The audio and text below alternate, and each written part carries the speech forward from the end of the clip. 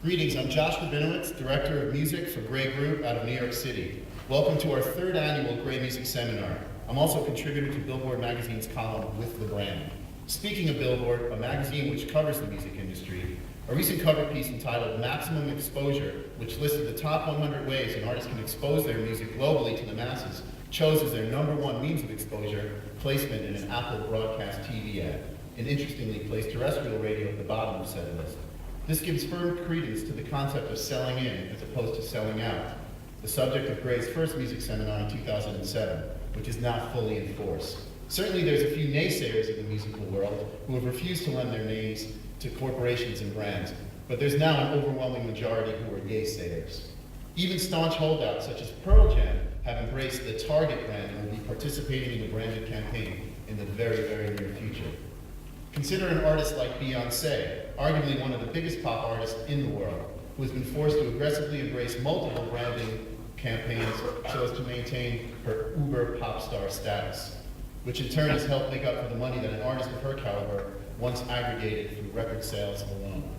New and emerging artists have embraced the media as their means of reaching the public, including advertising, TV, film, and gaming as their primary course of action in developing their careers, placing making records for record's sake on the tier below these highly competitive and visible media initiatives, which some are calling the new A&R, the term which is an abbreviation of artist and repertoire, traditionally used as the job title of those responsible for scouting out emerging talent at record labels.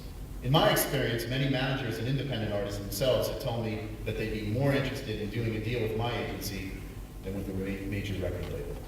Last year, via a song contest at MIDEM, the world's largest musical conference, also held here in Cannes, Gray and our Procter & Gamble client, Pantene, utilized a song by an unknown artist named Rosie Gallant from Williamsburg, Brooklyn, the musical capital of America, in their global advertising, and released the song as a digital single on iTunes under the imprint Gray Pantene Records.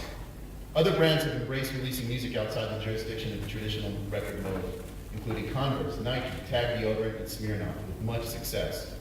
In the States, Billboard's inaugural music and advertising conference held just a few weeks ago in NYC was standing room only, as are numerous branding panels at conferences and events like MIDEM, South by Southwest, to name a few. Many have argued that brands aren't really interested in selling or monetizing music, and are unintentional participants in this newfound role as music industry players. Others say that this is a fad and not likely the panacea or savior that the recording industry so very much needs. Some have even gone on to claim that with terrestrial radio and music video channels on the wane, that artists must use recordings to build their own brand, so they might be able to make money on concerts and t-shirts, maybe get a sponsor to pay $1 million, just give the album away, I've heard someone say.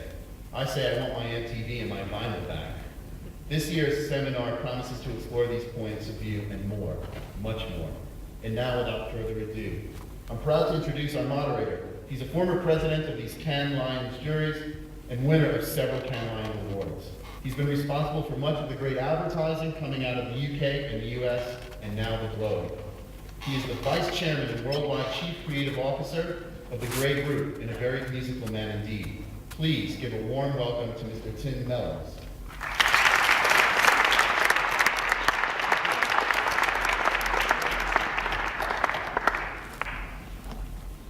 And now, I'd like to introduce a true man of all media.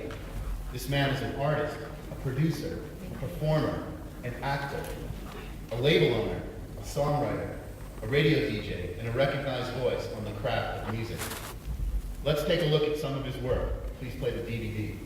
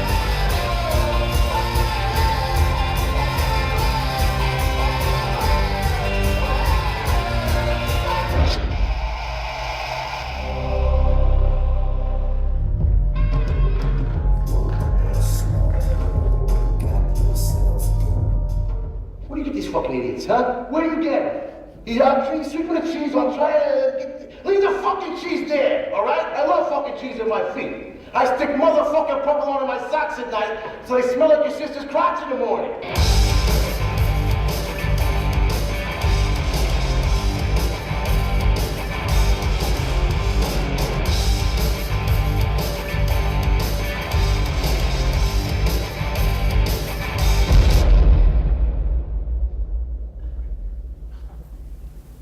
Ladies and gentlemen, a founding member of one of the greatest live bands ever and an actor in one of the greatest television shows ever, may I introduce the one and only Mr. Steven Van Zandt.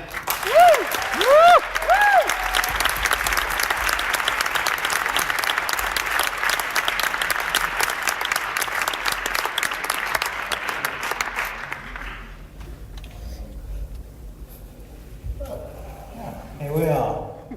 Nice. Thanks for coming. I'll introduce you to them all individually later.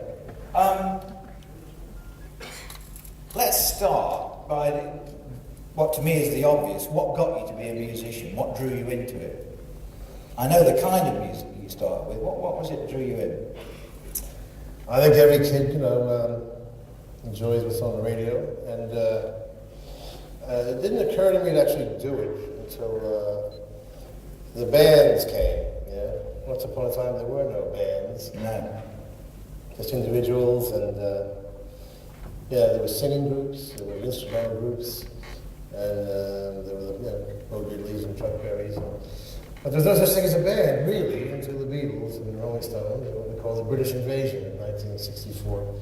At that point, I decided, that's really something I want to do. There's something about the way a band communicates that is different, and